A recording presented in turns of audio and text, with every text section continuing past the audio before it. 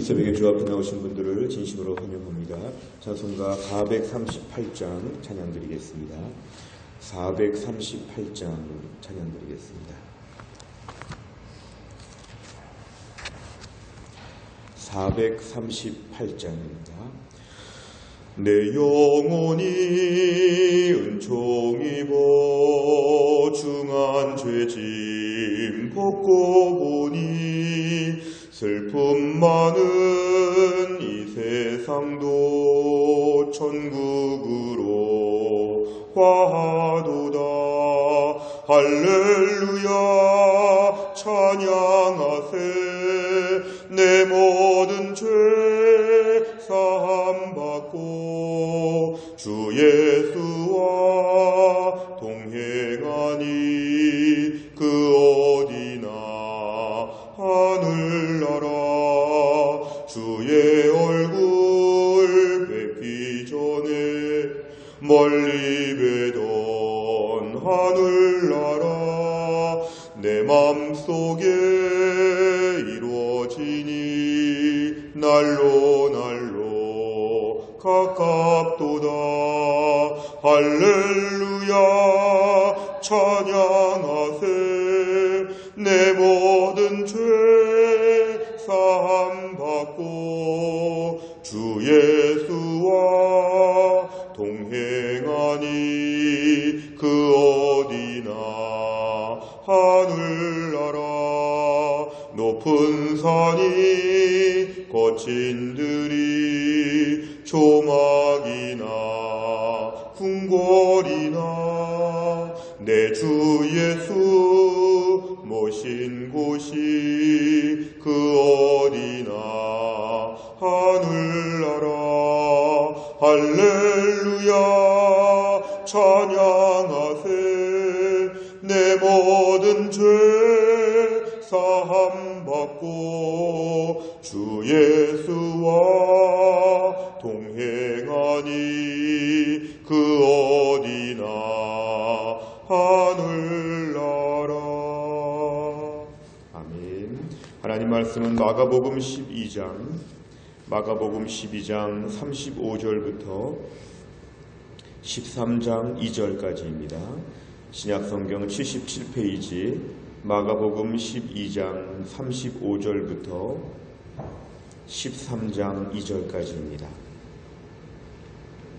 12장 35절에서 13장 2절입니다.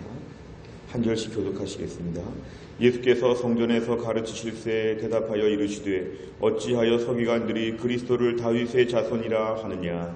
다윗이 성령에 감동되어 친히 말하되 주께서 내 주께 이르시되 내가 내 원수를 내 발 아래에 둘 때까지 내 우편에 앉았으라 하셨도다 하였느니라. 다윗이 그리스도를 주라 하였은즉 어찌 그의 자손이 되겠느냐 하시니 많은 사람들이 즐겁게 듣더라. 예수께서 가르치실 때에 이르시되 긴 옷을 입고 다니는 곳과 시장에서 문안받는 곳과 회당의 높은 자리와 잔치의 윗자리를 원하는 서기관들을 삼가라.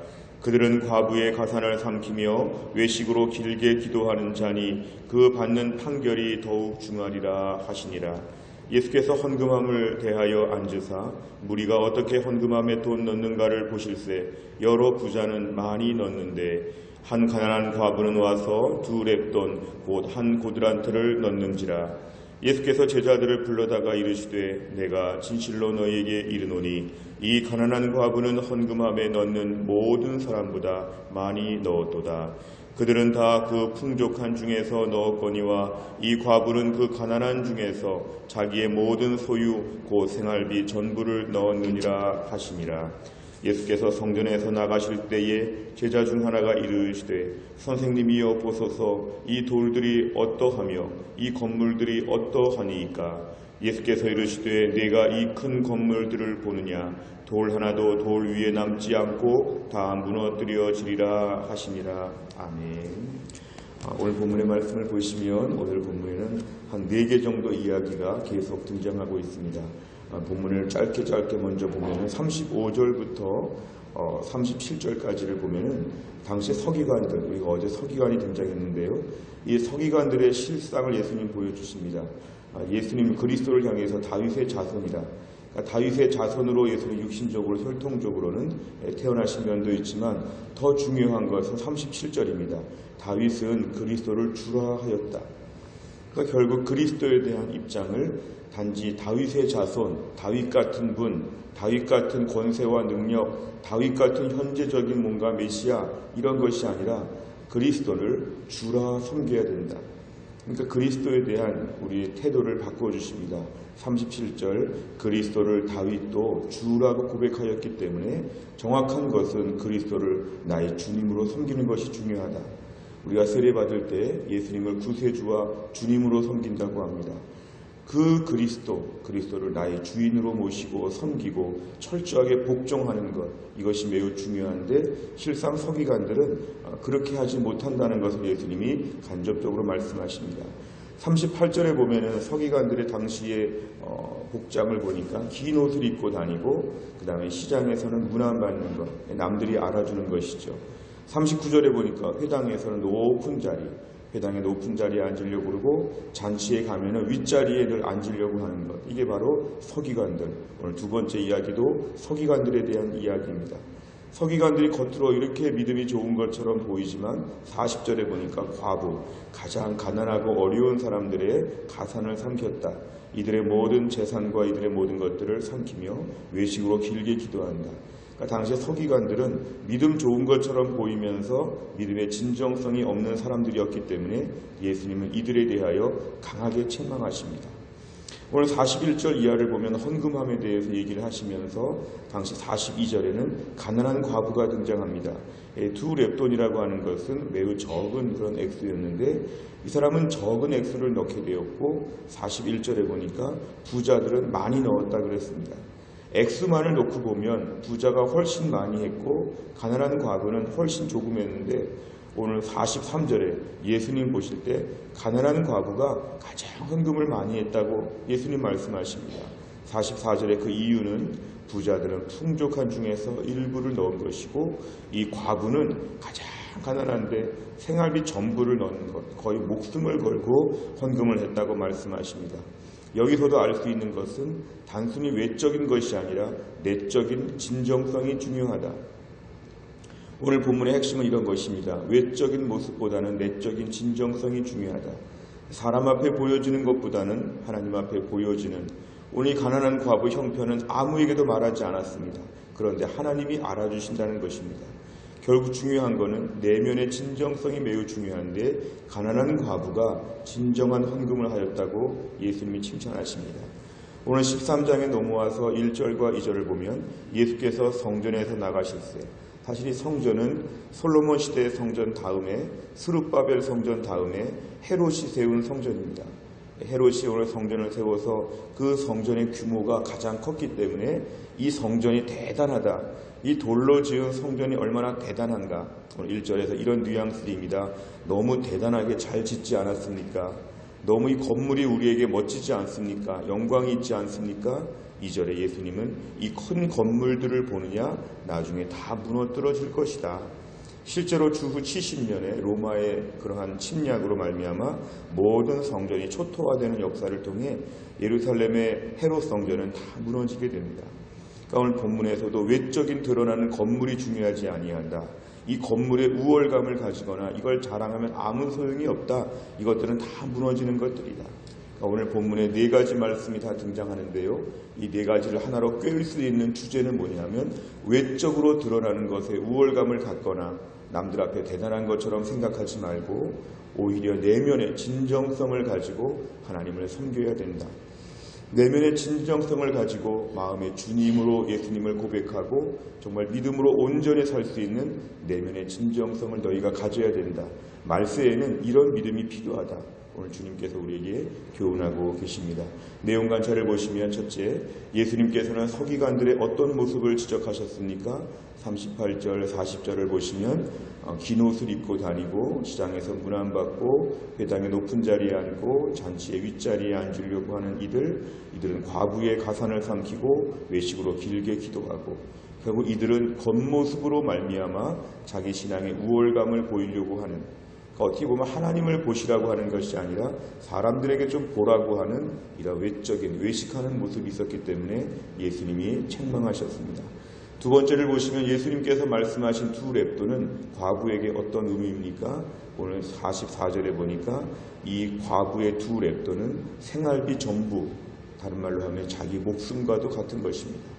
오늘 마지막으로 헌금 다 하고 하나님께 가겠다고 하는 마지막에 최선을 다한, 목숨을 다한 헌금이었기 때문에 예수님은 그걸 알아주시죠. 너무 귀한 걸 바쳤다. 세 번째를 보시면 예수님께서 금액에 많고 적음에 상관없이 과부를 칭찬하신 이유는 무엇입니까? 오늘 본문의 핵심적인 내용입니다. 마음의 내면을 보신다.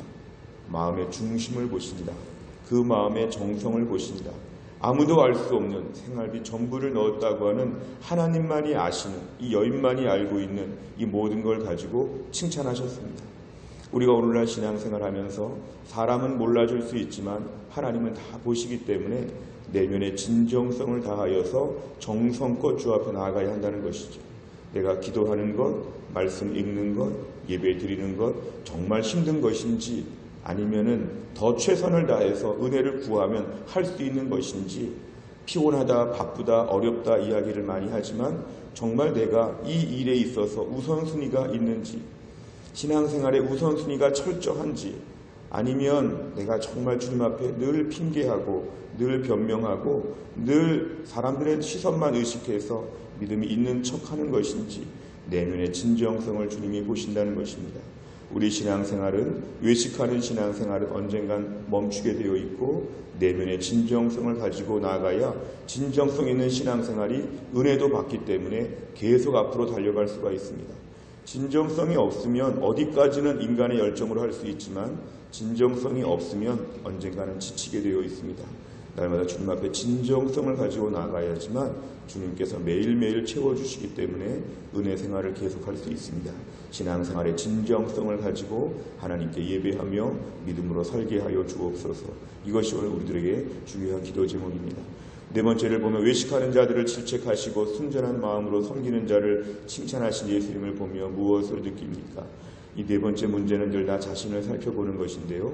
최근에 나의 경건생활과 예배생활, 최근에 나의 순종하는 모습들을 보면서 나는 외식하고 있지는 않은가?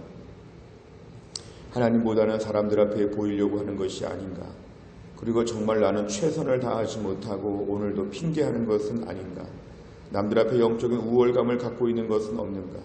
내가 기도하면 기도하지 않는 사람들을 내가 은근히 책망하며 우월감을 갖지 않는가? 내가 순종하면 순종하지 못하는 사람보다 대단하다고 생각하는 이 서기관과 바리새인 같은 마음은 없는가? 오늘 나의 모든 신앙생활은 하나님 앞에서 하는 것입니다.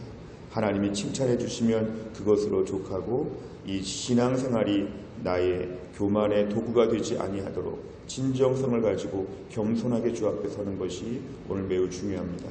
우리 최근에 내 마음 가운데 있는 영적인 교만함, 그리고 사람들 앞에 보이려고 하는 외적인 신앙생활, 내면의 진정성을 가지고 하나님 앞에 설 수 있도록 이 아침에 기도하시기를 바랍니다.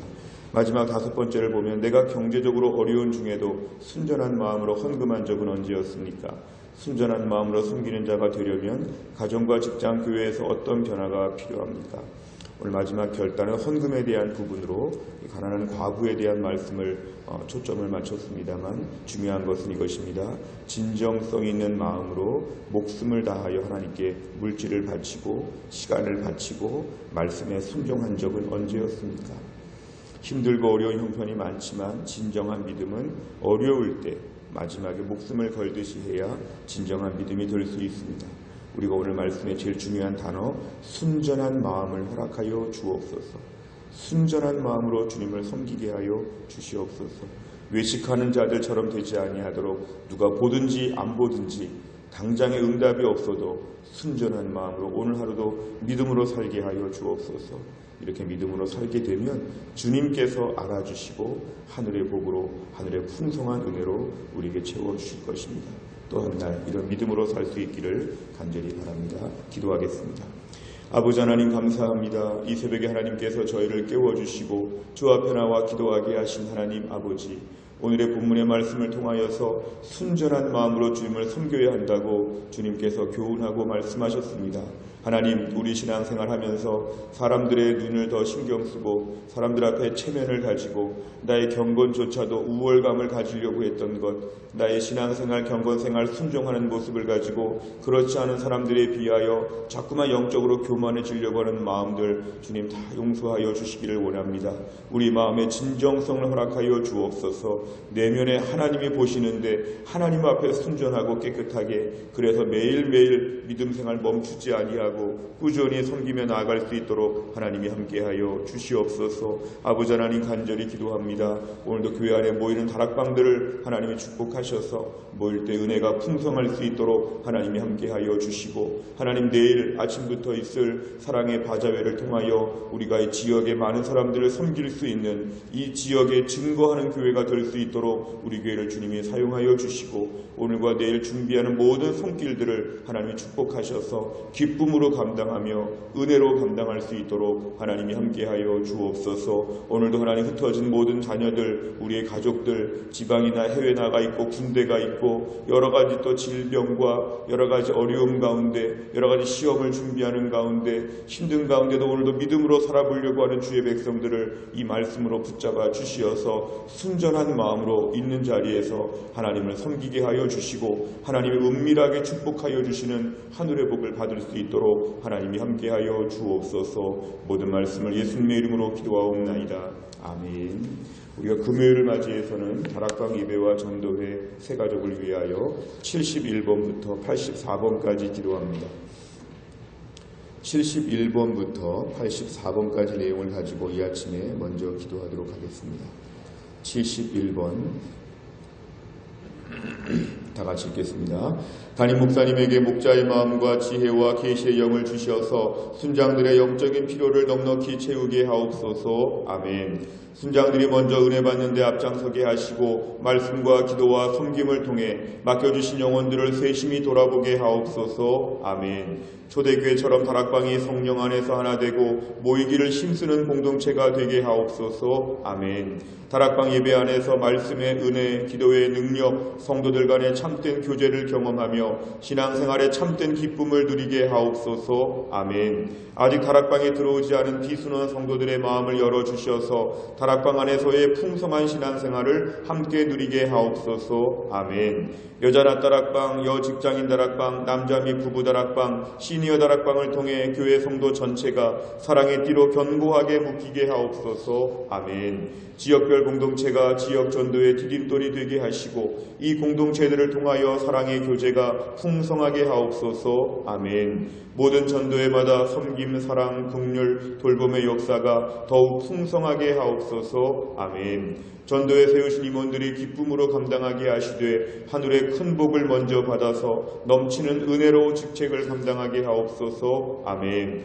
우리 교회 모든 전도회가 목양적으로 탁월한 섬김을 감당하여 특히 약한 자, 돌아볼 자들을 세심하게 섬기게 하옵소서. 아멘. 모든 성도들이 새가족을 관심과 사랑으로 섬기게 하시고 이를 통해서 새가족들이 교회에 안정적으로 정착하게 하옵소서. 아멘. 하나님께서 귀한 영혼을 믿고 맡기실 수 있는 교회가 되기 위해 더욱 따뜻하고 은혜로운 교회 분위기가 마련되어 점점 더 많은 새가족을 감당하게 하옵소서. 아멘. 새가족을 섬기는 봉사자들의 마음에 아비의 마음과 어미의 심정을 주셔서 따뜻하게 주의 사랑으로 봉사하며 섬기게 하옵소서. 아멘. 새가족 정착이 견실하게 이루어지면서 주변 믿지 않는 자들에게 아름다운 소문이 나게 하시고 복음 전도의 문이 더 활짝 열리게 하옵소서. 아멘. 주기도문합니다.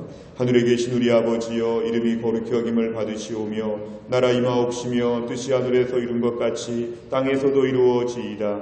오늘날 우리에게 일용할 양식을 주옵시고 우리가 우리에게 죄 지은 자를 사하여 준 것 같이 우리 죄를 사하여 주옵시고 우리를 시험에 들게 하지 마옵시고 다만 악에서 구하옵소서. 대개 나라와 권세와 영광이 아버지께 영원히 있사옵나이다. 아멘.